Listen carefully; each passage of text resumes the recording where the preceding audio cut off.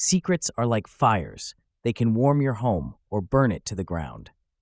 That thought ran through my mind the moment Emily locked the door behind her, her eyes piercing into mine with a mix of determination and vulnerability. It was supposed to be a normal Thursday evening, just like any other. The classroom was quiet, save for the occasional rustling of papers as I graded assignments. The fluorescent lights above hummed softly, casting a harsh glow over the empty desks. Mary, my wife, had left hours ago, heading home after her own grading session. As usual, I lingered behind, trying to finish up before the weekend. Then, there was Emily. She was still here, like always. Emily was the kind of teacher students either adored or feared. Young, confident, with a sharp tongue that could cut through the toughest of the school's bureaucracy. We had become friends over the past year, staying late to share stories, to vent about the stresses of teaching, but there was always something unspoken hanging between us, a tension that neither of us acknowledged. Tonight, though, the air felt different, heavier.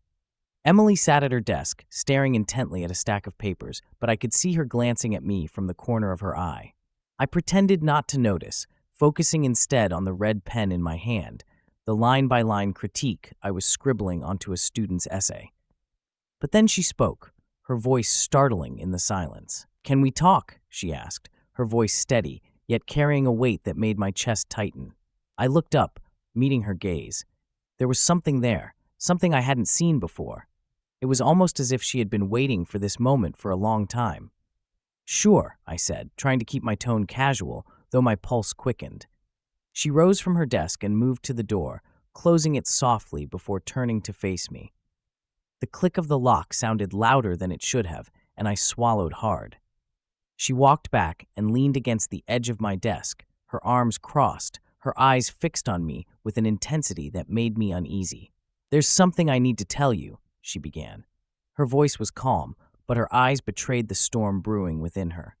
"I've been holding on to this for too long, and it's eating me up inside." My mind raced, imagining all sorts of possibilities. I braced myself for what was coming, a mix of dread and curiosity flooding my senses.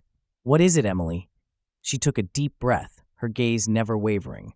"I'm in love with you," she said, her words cutting through the air like a knife. "I have been for a while now." Time seemed to stop.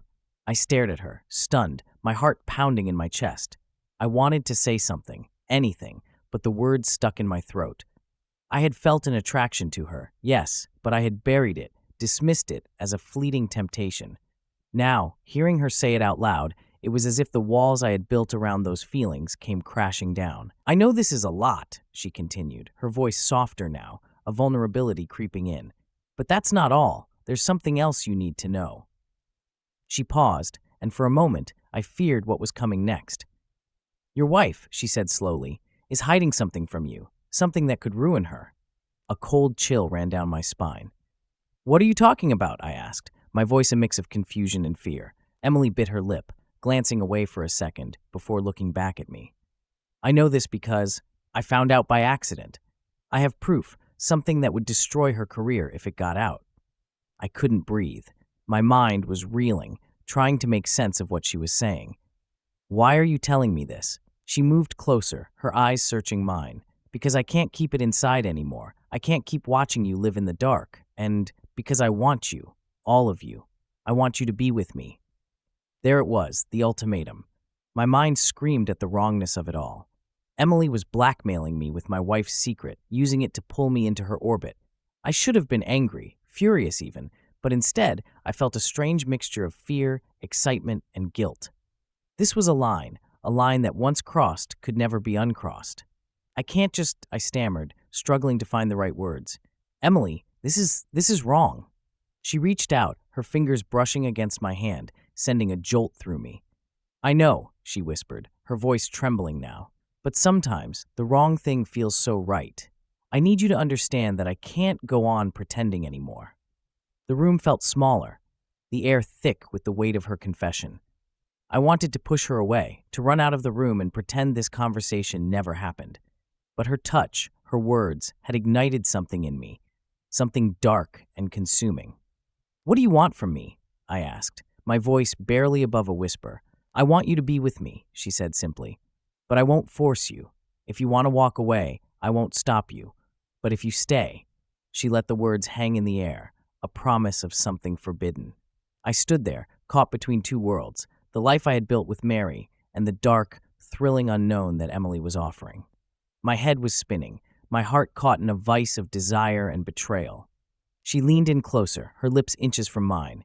Choose, she murmured, her breath warm against my skin. Choose what you want. And in that moment, as her lips hovered near mine, I realized that this choice wasn't about right or wrong anymore. It was about what I wanted, what I craved. And that realization, that flicker of forbidden longing, terrified me.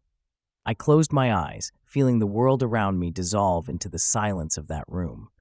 My heart was hammering in my chest, the decision pressing down on me with an unbearable weight. The life I had, the secrets that lay between us, and the passion that now burned so fiercely, I was standing on the edge of an abyss, and whatever I chose next would change everything.